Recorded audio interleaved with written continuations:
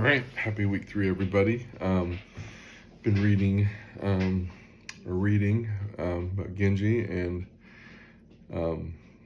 this is definitely a lot easier reading for me to follow and comprehend. I'm not all the way through the reading, but a little over halfway through, and kind of actually enjoying it. And it was nice having the lecture videos ahead of time, kind of explaining, that polygamy is an acceptable practice during this time, because at first you're like, whoa, it gets kind of deep. But I do like how it starts out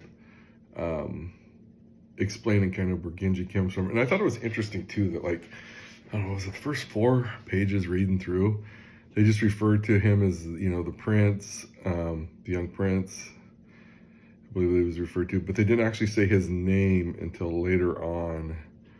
I think it was right after the grandmother passed away that he was then known as Genji, which I thought that was kind of interesting, that they didn't just name him right out of the gate as Genji, which I thought that was just kind of interesting to me.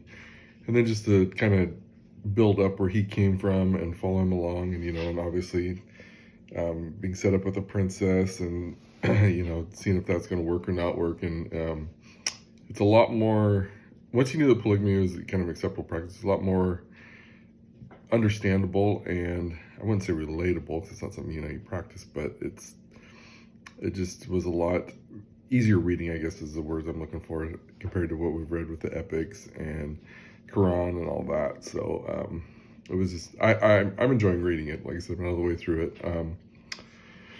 How do you think the text presents him? I think it kind of starts off in a kind of a positive way, and then kind of a boy mourning his mother and being with his grandma, and then finally coming to the emperor.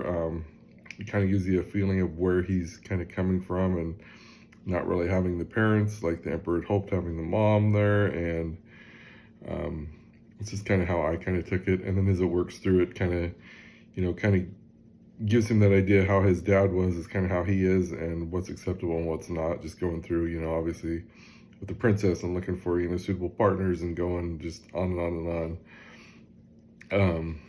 Yeah. And so the last one is, do you think he meaningfully changes throughout the novel? So as far as I've gotten, I think he's, on the track for, the change, and just growing up. Just growing up and being more in that role of it, being an emperor eventually, and working towards that.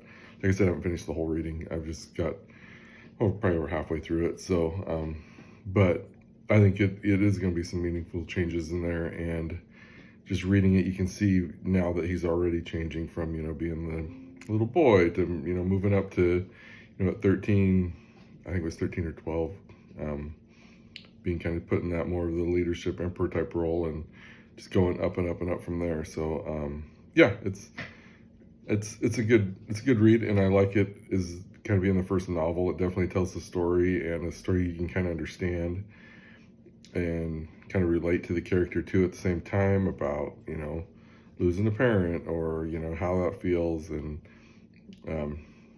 I could just relate. So anyway, I'm interested to hear what everybody else has to say. Hope everybody's having a good week 3 and has a good Memorial weekend, and we will see you next week. Thanks.